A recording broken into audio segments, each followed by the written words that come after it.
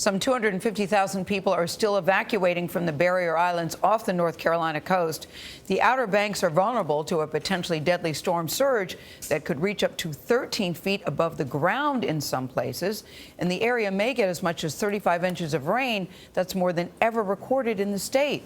Mark Strassmann is there. He's in Kitty Hawk, North Carolina. Mark, good morning. Good morning. On this street facing the Atlantic, all these houses are on stilts for a reason.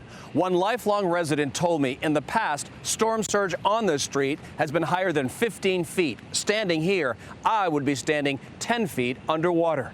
So there's a reason why all these homes are mostly deserted. Riding out Florence here could be a deadly mistake. The rush to prepare for Florence is in full swing.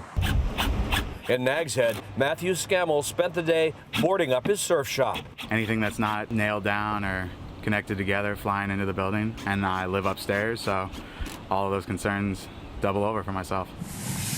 Residents filled and stacked sandbags to protect homes and businesses from the threat of floodwaters, while tourists, listening to dire warnings from officials, rushed to evacuate.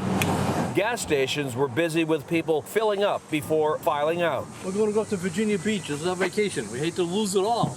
Tourists Dan and Cynthia Howe hope they can salvage some of their vacation that's been derailed by Florence. But I wanted to get off past the bridge before we get in big trouble. You know, and then we get behind with all those people evacuating. Emergency officials staggered the evacuation orders to avoid bottleneck situations, and the bridge connecting Kitty Hawk to the mainland is now a one-way road off the island. Deputies posted here will stop anyone trying to get onto the barrier island except emergency crews.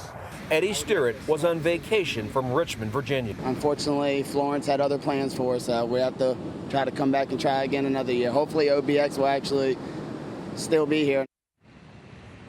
The governor of North Carolina has issued what he called a first-of-its-kind mandatory evacuation order for the Outer Banks. The reason it's first of its kind, Norah, is that the storm is so worrisome. The order came from the state and not from local officials. Mark, I know you've covered a number of hurricanes. Good to have you reporting down there. Thank you, Mark.